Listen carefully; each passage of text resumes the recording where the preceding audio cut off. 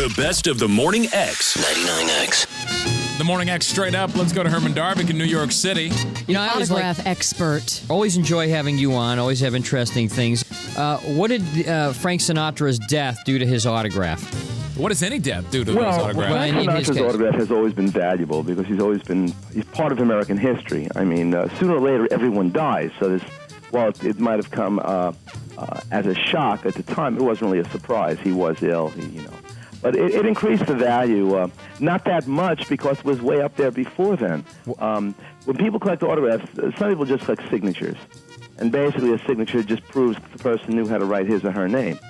What really went up in value were letters and signed photographs, especially the older ones from the 40s and 50s. Things like that. A signature of Sinatra today is retail at least $100 for a signature. What is your most prized possession autograph? Oh, let's see. This is really an old one. It's a document signed by Queen Isabella and King Ferdinand. Oh, wow. Wow. And this was written, I think, in about the year 1499 or something. Hey, what's it worth? It's in Spanish, and it concerns an order to the royal bakers to provide baked goods for people at the castle, I guess. That's worth about $5,000 or $6,000. Also, does the value of the autograph increase depending or decrease depending on what the autograph is signed? For instance, Leslie and I were going to ask you. We did this interview with the Dalai Lama and got an autograph from the Dalai Lama. Right. And first of all, are those worth anything? Is that a rare autograph? Well, Dalai Lama is not a rare autograph. I mean, he's been around for a long time. I think he was just a child when he became the Dalai Lama. But because he won the Nobel Peace Prize, there's extra value to it because more people want it because of that. A signature of Dalai Lama is probably worth about $75. But if he wrote more than just his signature, Leslie, what He wrote a little prayer. that's very good. That you can bring it up to $300 to $400 just with wow, that. okay. Like Fram. Add $5 on When for a you prayer. Also, if any of your listeners get autographs in person, don't just ask them to write their name. I mean, if they're I don't know, if they're in music and they compose, let them write a musical note. If they're a singer, let them write the title of their song. A baseball player, how many home runs they've hit, or how many victories, if they're a pitcher, they've gotten. Just something extra that makes what you have unique. Because the whole thing in autographs, as far as value, it's supply and demand. Yeah, I chickened out, but I had wanted to have the Dalai Lama autograph a golf ball. People collect that autograph golf balls, autograph baseballs, and they don't have to be in the sport to. Right. Well, only because half the people only know him from Caddyshack. Well, that's true. Anyway. Quickly, does it devalue the autograph if it says to someone?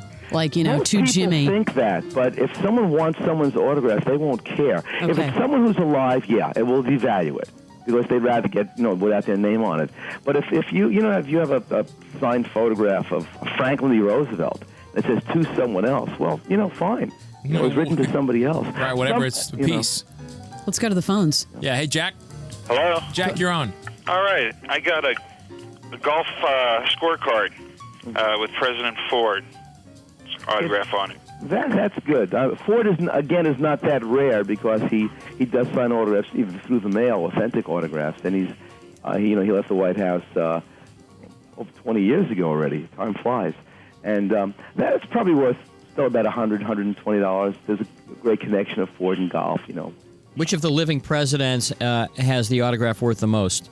Jimmy Carter has signed, and his autograph is valuable. Probably worth about $50, just a signature. But then again, you have him write a quote maybe from his inaugural address, or just lines, and you've really you've made it more unique. If that's more, you've made it unique, and more people would want it because it's different. Hey, Jay. Yeah. You're on with Herman. Okay. I have got a black and white 8x10 photo. It's from the movie Patriot Games, and it is signed by Harrison Ford. Mm-hmm. Again, it has value. Now, more people would want Harrison Ford from Star Wars than from something else. But that was the big thing. Patriot Games is what he has. Yeah, that's still $50 to $75. Okay. Now, hopefully, it's authentic because a lot of movie star stuff sent through the mail. Well, I've been able to verify this, and I've had a couple other people. Dealers verify it, and it is authentic. That's good. Still somewhere in there. Okay. Great. Thanks, Jay. Okay. Now, Herman, you told me about a week or so ago that, especially in this part of the country, stuff from the Civil War and from the Confederacy in particular is very valuable. Yeah, items related to the Confederacy are much more valuable than items related to the Union. During the Civil War.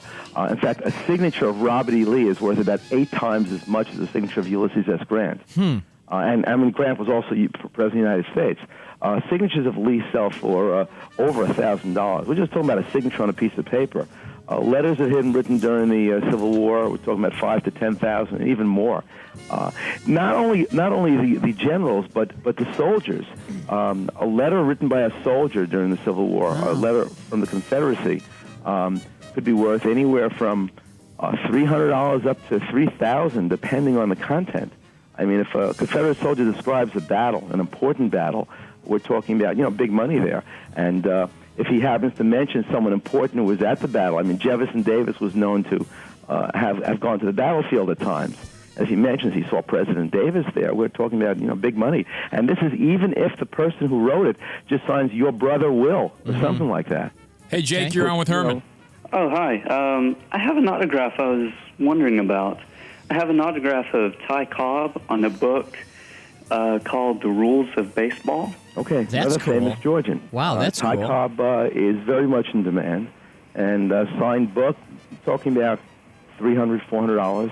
Hey. Again, everything depends on condition. Ty was drunk at the time. That was his condition. How about Tom? Yeah. Hey, go ahead. Hey, I got an autograph of Sonny Bono. It was just on a card. We're talking about maybe $25, $30 because he signed when he was part of Sonny and Cher, and then when he went to Congress, he signed, and of course more letters were written. And even though you had a machine called the Auto Pen that reproduces a signature perfectly using a real pen, Sonny Bono was very personable, and I've never known anyone who tried to get his autograph in person where he refused. Yeah, a lot of Bonos out there. Yeah. Okay. Herman, thanks. with all the hoopla for the re-releasing of Gone with the Wind, any autographs from any of the actors that may not be living, maybe even Margaret Mitchell? Gone with the Wind is one of the few movies that people collect as far as autographs, just the movie. Anyone associated with Gone with the Wind is valuable. Margaret Mitchell letters where she mentions Gone with the Wind. That's the only book she ever wrote, which is mind-boggling when you think of it. Wrote one book, and that was it. A signature of Margaret Mitchell is about $300. Letters mentioning Gone with the Wind can go $1,500, $2,000, even more. I once saw a letter written by her, a very short letter where someone had asked her what happened after. Now we have, of course, the second book was written. But what happened after the book ended? What happened to the characters? And she wrote back, they didn't exist. At the end of that book, they were over with. That's it. They did not go on because the characters only existed in the book. That letter's worth about $3,000 to $4,000. Wow. Of all the famous actors, Clark Gable and Vivian Leigh, do you know whose autograph is the most valuable of those at Gone with the Wind? Who? One guy who was right just in the first scene, a man named George Reeves, How is his more who later worth more? on became Superman on television. Yeah, And his signature's worth more than Clark Gable's. How about that's interesting. This interview isn't over. More after a quick break. You can also find it and more on the Morning X with Barnes and Leslie podcast. You're inside the best of the Morning X.